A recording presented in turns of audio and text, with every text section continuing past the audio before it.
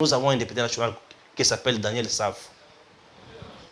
Nous avons une réalisation. Photo bozomona oyo ya Daniel Saf.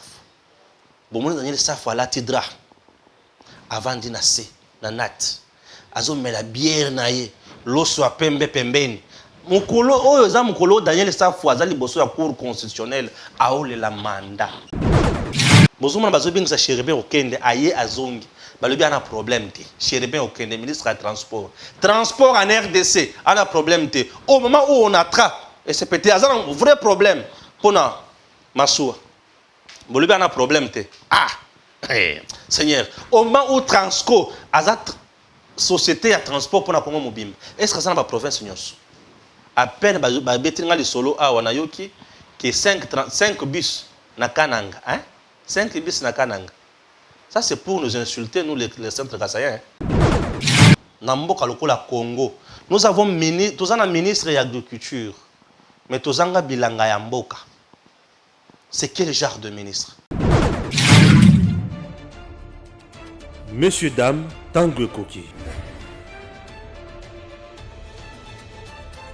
Aujourd'hui, vous pouvez faire la différence. Aujourd'hui, vous pouvez faire partie d'une communauté. Aujourd'hui, vous pouvez recevoir gratuitement des téléphones, des PC portables ou encore du cash pour vos achats. N'attendez plus, devenez membre de GG Link. Vous avez le choix entre plusieurs niveaux, bronze, argent, or. En devenant membre de notre communauté, vous vous donnez la possibilité de naviguer sur GG Link Store et GG Link Pool Free, être informé des dernières informations d'emploi dans votre communauté, utiliser les produits américains à moitié prix, vendre ce que vous n'utilisez plus aux membres de votre communauté, recevoir des lots gratuits. Premier arrivé, premier servi. GG Link souhaite fournir à chaque membre un ordinateur portable à prix mini. Nous souhaitons donner à chaque famille de la diaspora, de Kinshasa et de province, la possibilité de s'équiper en matériel informatique de qualité. C'est la raison pour laquelle nous vendons des PC portables neufs à partir de $149.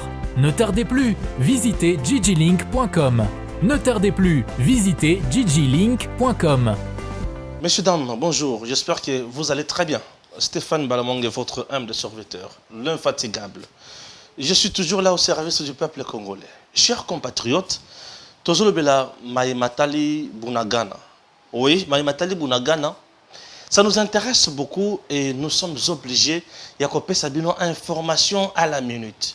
Kola Sabino évolution na ba choix le président Tshisekedi a Kendaki Kosala, Kola Sabino les sous campagne de diabolisation il va lancer déjà par le détracteur bien sûr il y a Mboka Nabiso na niveau ya Rwanda.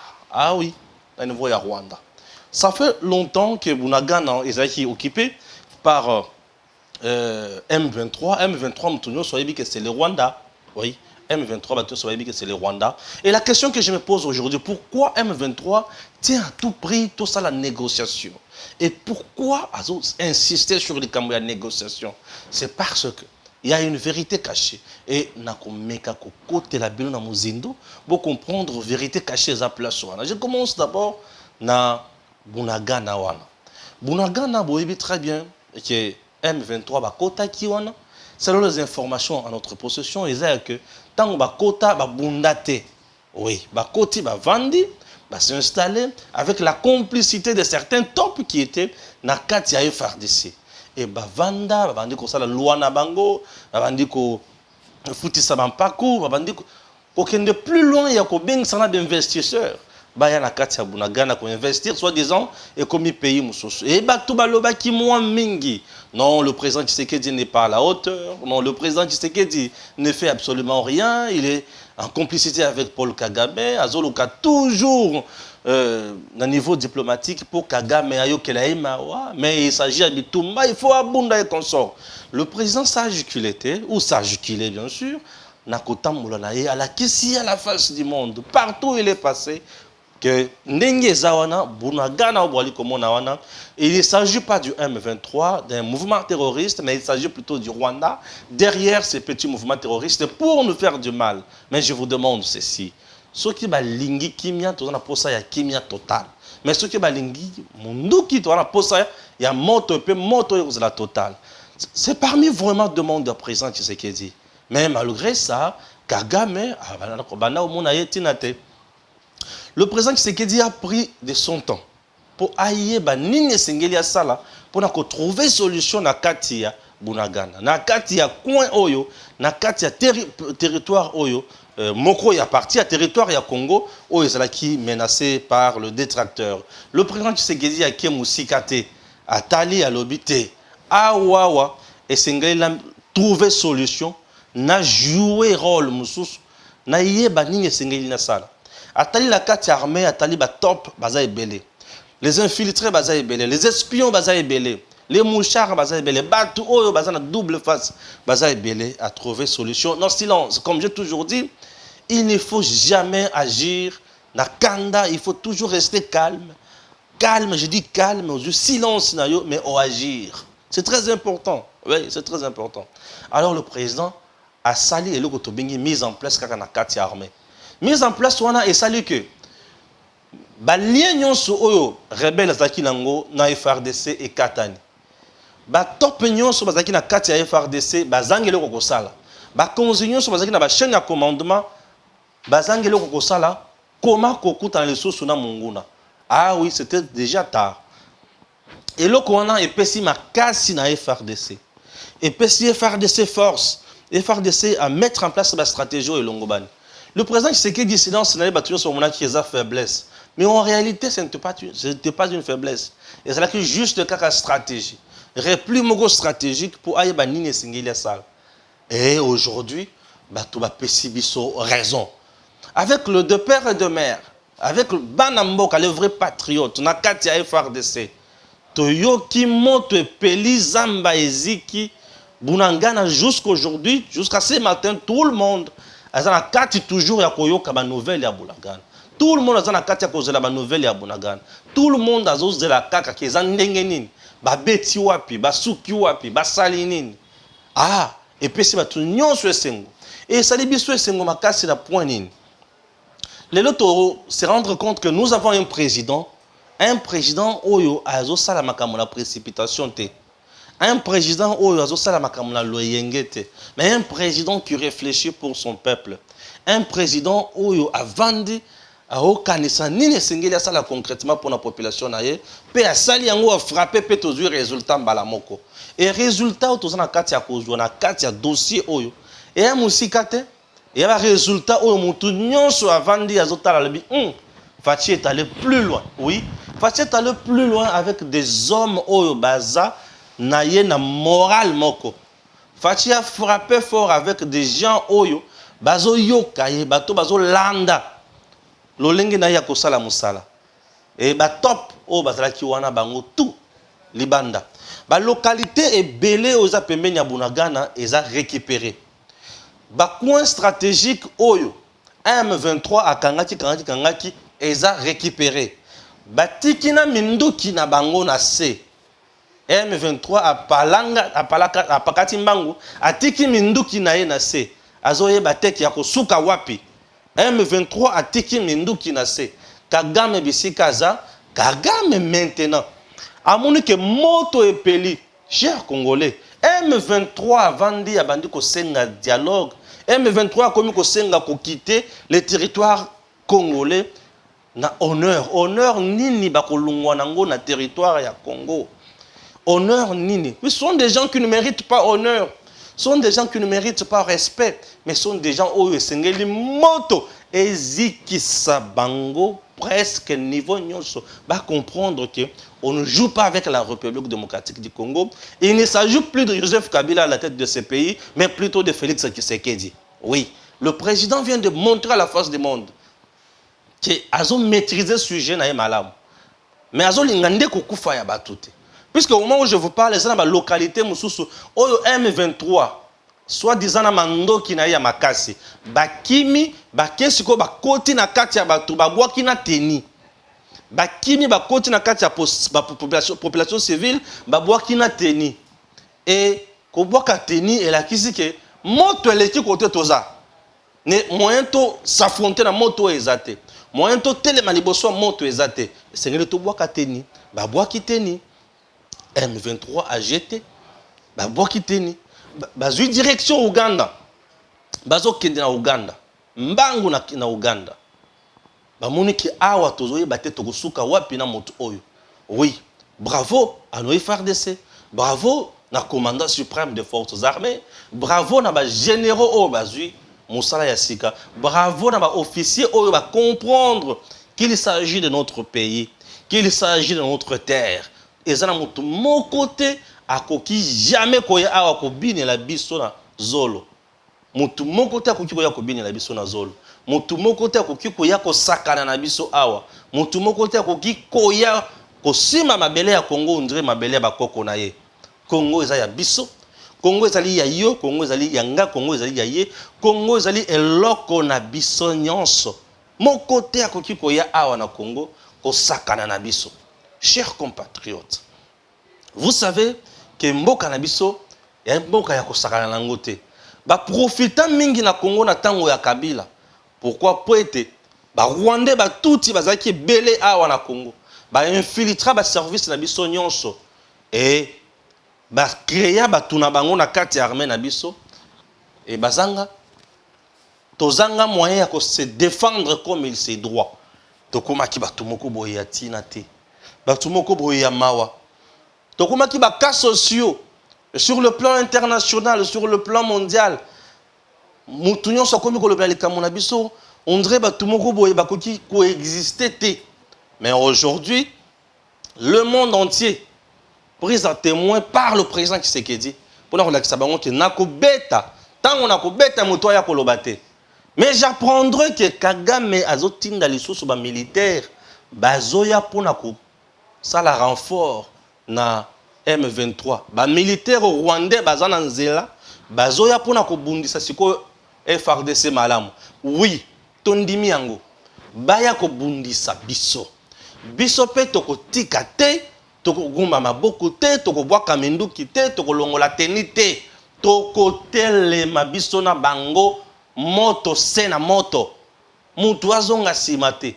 L'heure est grave, chers compatriotes, et au senga présence ya mutu nyonso, et au senga apport ya mutu nyonso. Toko zonga simata mokete, biso tout oza liboso. Biso tout ali kokota, biso tout okobundisa Kagame tina suka. Kagame akomoni la Congo te, Kagame akomoni la Congolais te, Kagame akomoni la Tshisekedi te. Non, jamais. Toko kende na ekino la suka.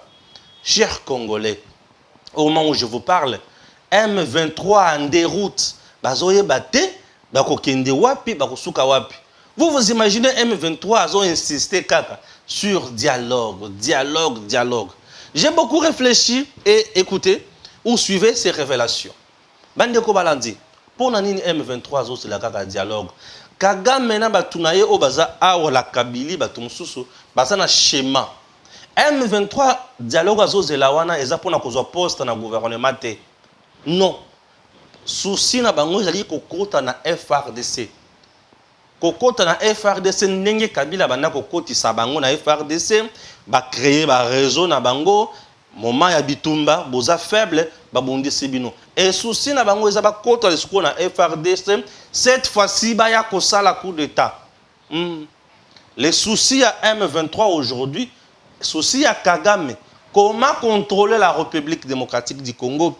Comment défier Tshisekedi? Comment fragiliser Tshisekedi de l'intérieur? Souci na bango komi bakota na FARDC, si mayako kota na FARDC, batali ba étudier comment kosala sikoyo coup d'état contre le président Tshisekedi. Ça s'appelle coup démasqué déjà et coup raté. Ils sont déboussolés, ils manquent de repères et aujourd'hui bakoye ba eloko bakosala les sous-souté. Et le connaît dialogue avec M23. Intégrer M23 dans Katia armée Nabiso et kozala haute trahison. Lokola président a poni nzela ya kobeta sikoyo masasi na banguna oyo et ezali nzela oyo mutu nyonso esengeli a apprécier esengeli mutu nyonso abetela mokonzi mboka maboko to beta bango to kende na bango na moto to tia bango pression to kende na bango tina suka. M23 koki jamais kosakana na Congo pe na Congolais. M23 esengeli ko kende na ye tina suka. Ko kende na ye tina suka. Pone bazo kende Uganda, wana toko kende na bango toke na bango tina suka et na ba frontière na biso na Uganda, nzela bango ba mesana ko kote la biso. Chers compatriotes, et comme temps ya ko senga ba konzi. Comme ils ont toujours pris banzela wana pona ko kote la biso, tocha ba base na biso place wana. Tocha ba base na biso bisika bango ba kote laka. Parce que tocha ba base na biso wana, tocha ba kigere na coin wana, ça va nous aider. C'est pour cela que j'ai toujours encouragé mon idée. Il y a que ça là, camp militaire, tout ba base logistique, moko, na ba frontière na biso, na ba coin stratégique nyonso. Congo et Sengeli est développé sans y a cause de la puissance militaire. Puisque lorsque vous avez le feu, et ça ce qui nous manque, c'est la puissance du feu. Nous devons développer cette puissance. On doit mettre en place des moyens conséquents où il y a une puissance militaire. La puissance militaire fait respecter un État. La puissance militaire fait respecter la souveraineté d'un État. Et puissance militaire, et kotinda batunyon so bazanzinga zinga batele mawana basakana na bisote. Et moutoko sakana na bisote, chers compatriotes. Moutoko sakana na bisote. Nous sommes un État. Ce n'est pas le Rwanda qui peut venir nous mettre à genoux. Non, ce n'est pas le Rwanda.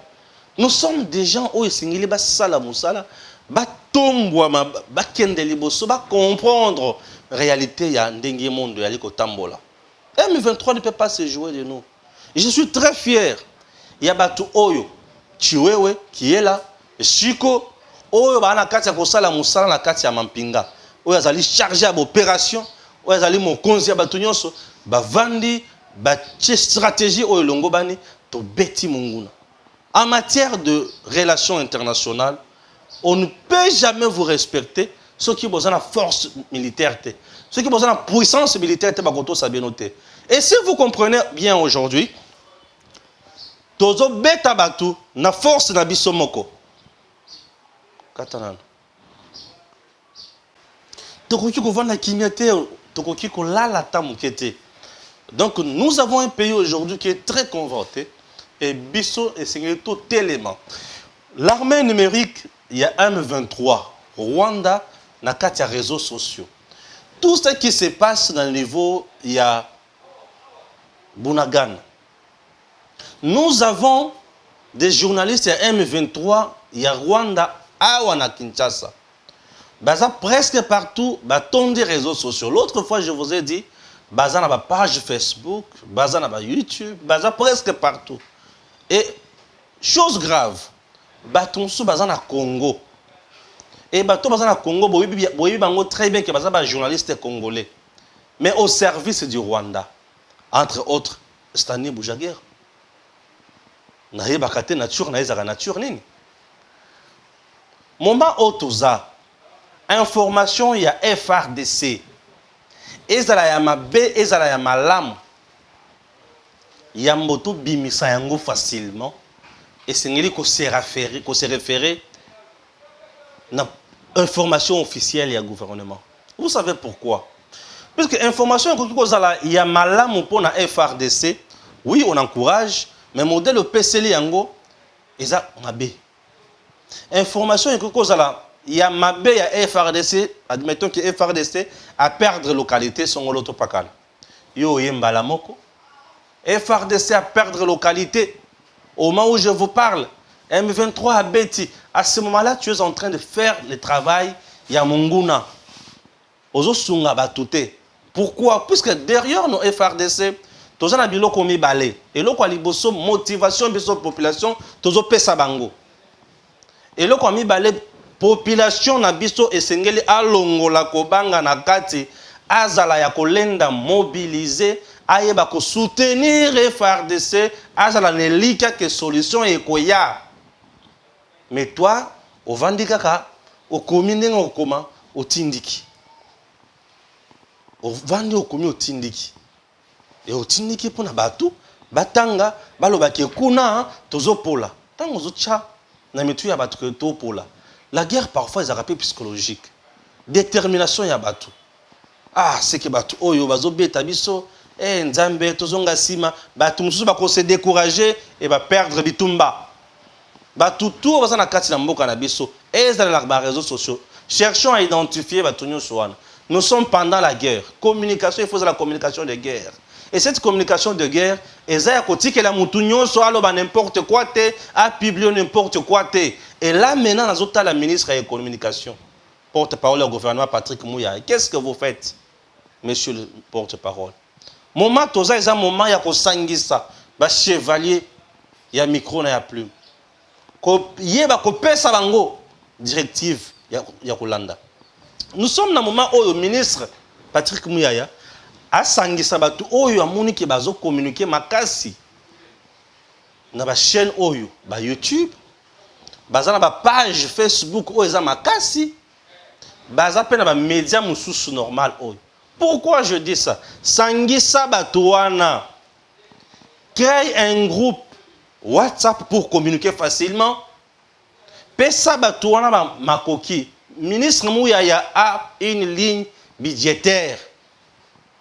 Azala Kanambongo. Toute la communication, on dirait Yanzala, on dirait communication ya Bovandi, on a bino bolia Kambongo ya l'état n'ayant bolingi. Entre-temps, Batouba Zalaka dérouté na katia société. Non, vandisa bato yo moni kutuko vandisa bato yo zolanda ozomona pesa ke bazo landama boso la monitoring approprié na ba média nyonso lelo. Aujourd'hui média ko communiquer zakara RTNCT puisque M23 na banguna nyonso bazo utiliser RTNCT, ils utilisent d'autres mécanismes, ils utilisent d'autres stratégies et batana kati ya ko mettre en mal population congolaise PFRDC. Nous FRDC sur terrain bazo bundana makasi ya ba Congolais, bazo bundana makasi na bango na bituma na minduki bana yango, bali ko bunda pe na makasi ya confiance au commandant suprême APC bango, bali ko bunda pe na makasi ya ba konzi na bango musuba PCPC bango. Et biso nyonso esengeli tozala liloba moko. Pourquoi regrouper bato oyo bakoki kosala musala na moment oyo toza? Bato oyo kosangisa esika moko tche bango na groupe WhatsApp moko bako banda kozwa information en version officielle, et cette information, cette version là ekosunga opesi bango ba panzi mbala moko opesi ba relayer opesi ba relayer et bato wana tango bakoleka susu na ba média bo imposer bango ligne à suivre. Vous voulez commencer une émission, la première des choses ou la première thématique est la question sécuritaire. Et la question sécuritaire, tableau et fengele zala toujours malamu pour na FRDC. Ata toyebi ke to pour là, mais ne lika to kolonga. Il faut savoir communiquer. Tu ne peux jamais passer au bandi communiquer bi communica mwanza. Ozo pesa nyonso zoela na mutu.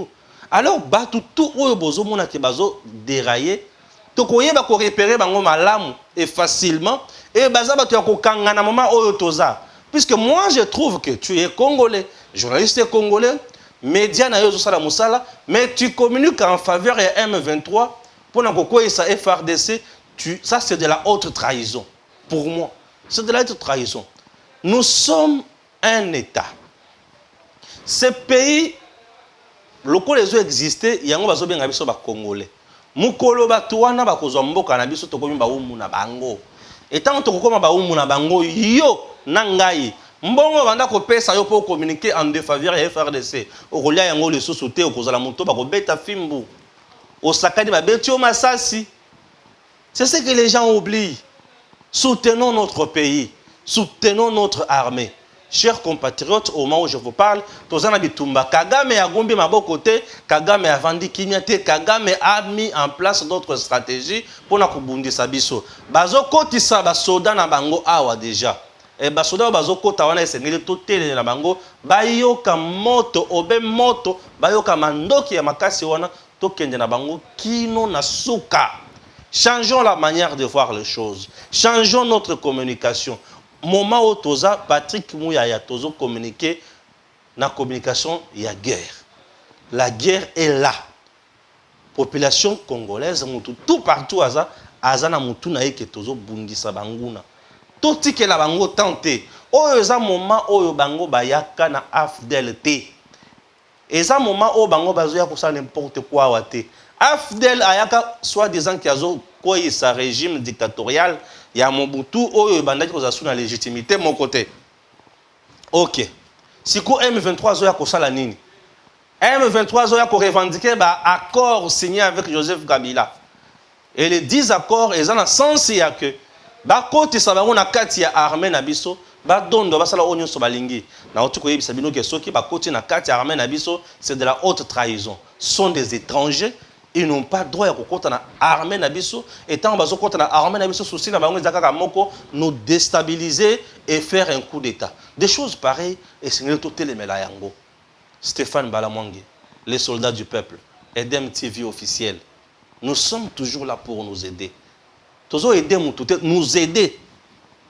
Nous devons nous aider tous. Pour tout kende liboso. Chers Congolais, retenez une chose. Congo oyo batona bazobundisa yango po tozana mwana mboka un vrai patriote de père et de mère Félix Antoine Tshisekedi Tshilombo ba o supporter été tala mundele ndenga sanjeje atie batu tout ba traite côté na côté azu batu ba bongisami ba vandana po banda sala musala bazo supporter makambo wana te Kagame sans Congo a disparaître. Aïbi yango très bien qu'il y a un besoin de côté. Il faut que na Congo.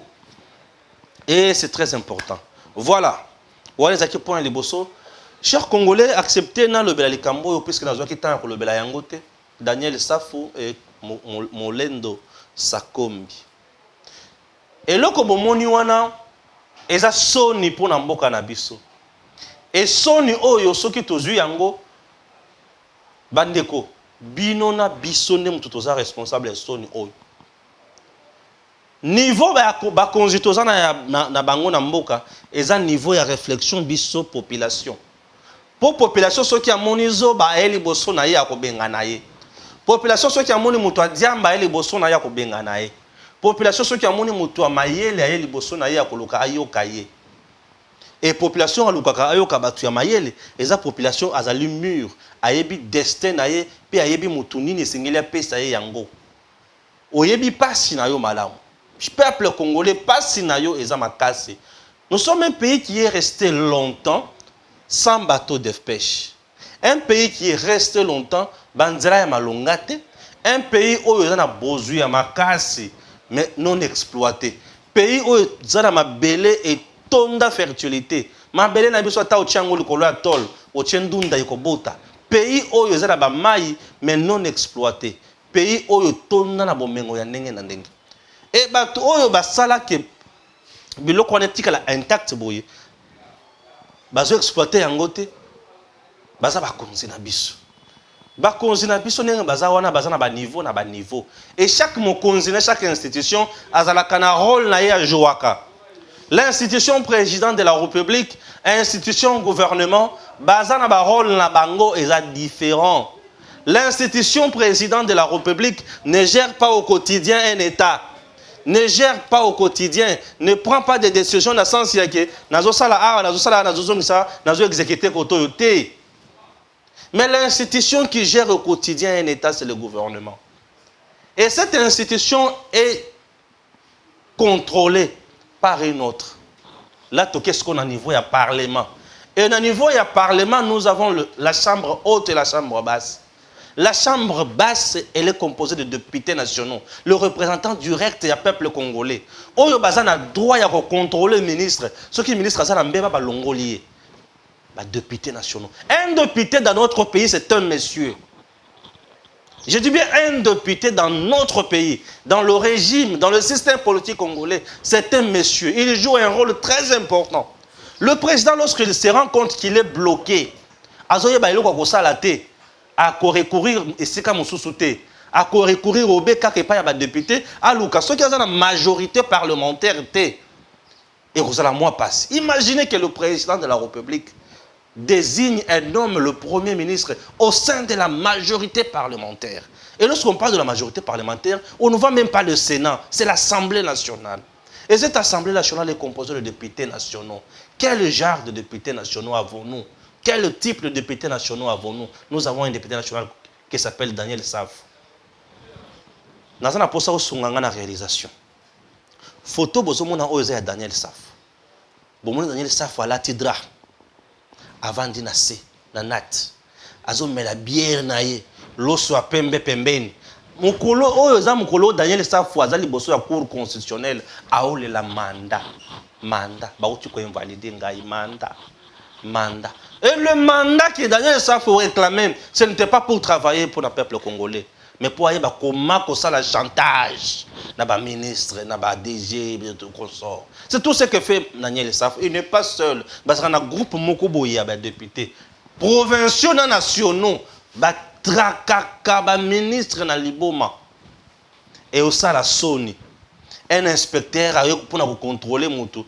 Mais Moutou a contrôlé la Inzala. Un député national contrôle et sanctionne, vous vous imaginez. Un ministre qui est là, le responsable de la portefeuille, il est contrôlé et sanctionné par un député national. Mais malheureusement, dans notre pays, nous avons un député national qui s'appelle Daniel Safo. Et Daniel Safo, c'est un député national au lobby qui a zali mandia, ngaïté. Un député de la médiocrité. Un député en Zala. Mais dis-moi payé à hauteur, il y a $21 000 le mois. Ceux qui n'a parlé, na plénière, aza na carburant naye. Mais nzala. Eza nzalate. Eza médiocrité.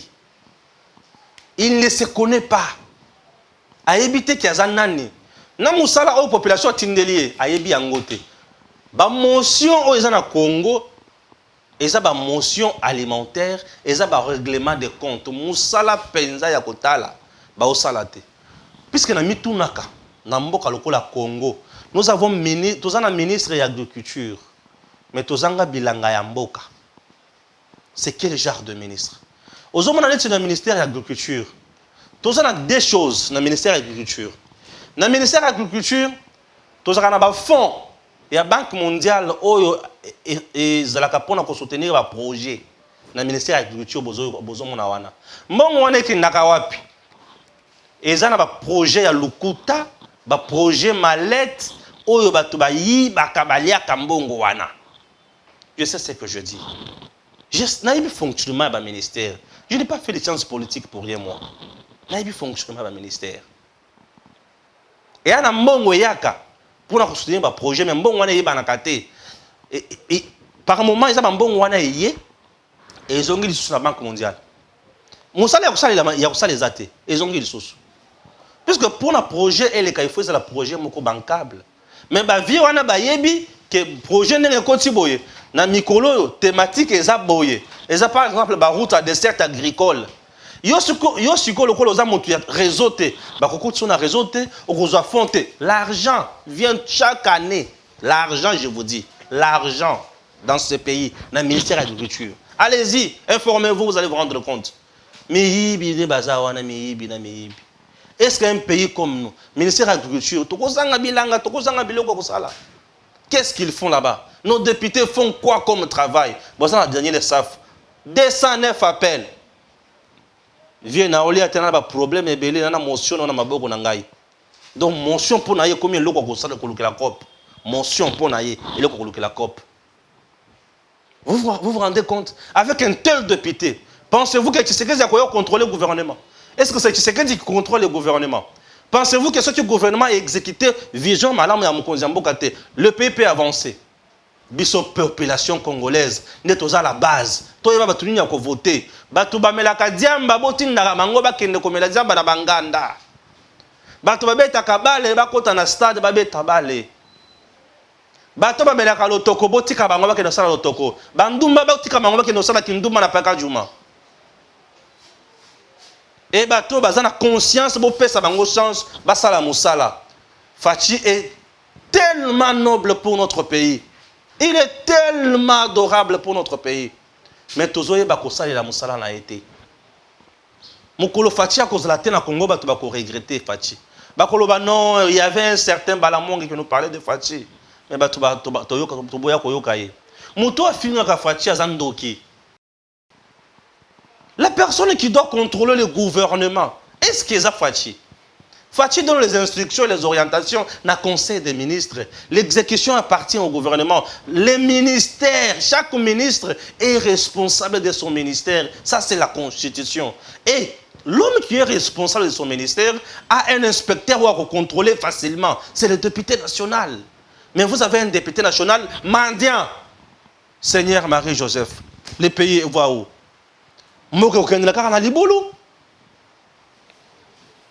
Un député national mendiant. Motion aux alliés armes ya musala naye. Et ça le cola soldat na front. Mais azu mundu qui a teki.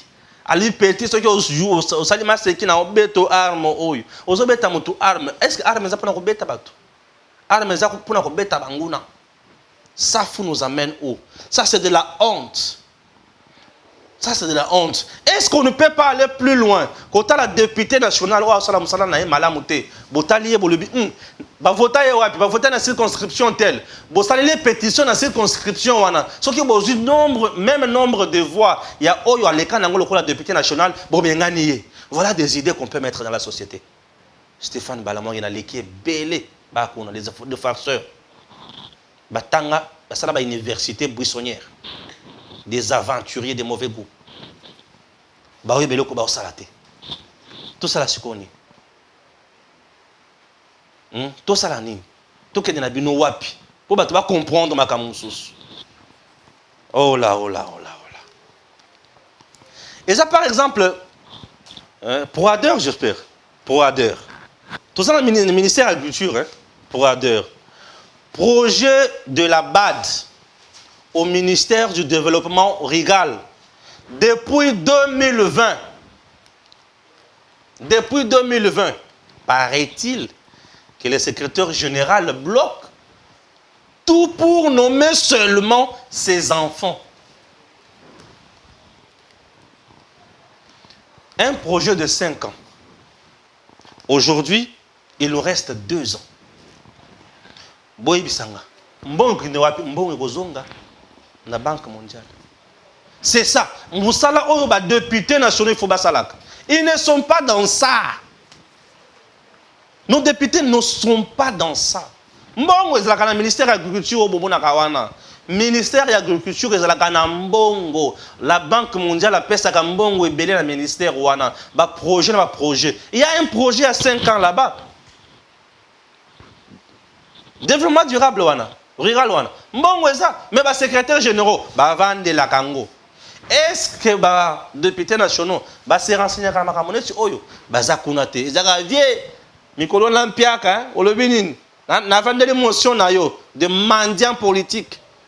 Les gens qui font la honte de la République. Et tu t'appelles le représentant du peuple. Il s'agit de quel peuple? Moi, Balamwang. Tu ne me représentes pas, monsieur. Tu ne me représentes pas. Ce sont des farceurs, des gens qu'il faut chasser, coûte que coûte. Vous savez, chers Congolais, il y a des choses où les députés n'ont pas de sala. Tant qu'on a une assemblée nationale, ils ne travaillent pas. Chaque ministère en RDC a des problèmes.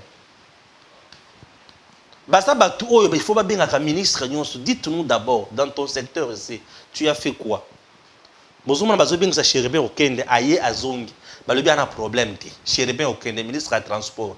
Transport en RDC, a un problème. Au moment où on attrape, et c'est peut-être un vrai problème pour Massoua. Si tu as un problème, ah, Seigneur, au moment où Transco, a une société de transport pour Congo Mobile, est-ce que ça n'a pas province? À peine, les solo à Wanayoki, qui est 5 bus na Kananga. 5 bus na Kananga. Ça, c'est pour nous insulter, nous, les centres kassaïens. Donc, tu nous envoies 5 bus. C'est pour nous insulter. Ça, c'est nous exploiter. Nous insulter, vraiment, cracher sur nous. Bisika le Loabou, les Ara. Ville à Liboso Congo. Ville à Kitoko, Congo plutôt. C'est là où tu. Bisika, Etienne, c'est que Yatanga. Dans le Loabou. Bisika Mondela Loba, qui est un centre de Congo. Dans le Loabou. Au Tinilibiso 5 bus. Pour que tu aies tamba, tu aies wapi. Tu m'as kanyoka.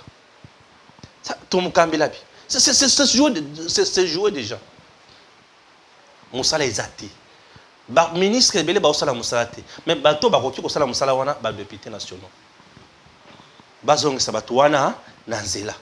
Bazongisa bango na nzela te. Mais baza wana. Mais vous verrez Safou, au niveau de l'Assemblée nationale, incapable de faire son travail, mais il critique le président de la République. Akende, il ne fait rien. C'est Kabila qui faisait toi-même député national, incapable de faire ton travail. Mais tu t'es spécialisé dans la mendicité. Mouto apesité, dans la motion, il a déposé l'émotion.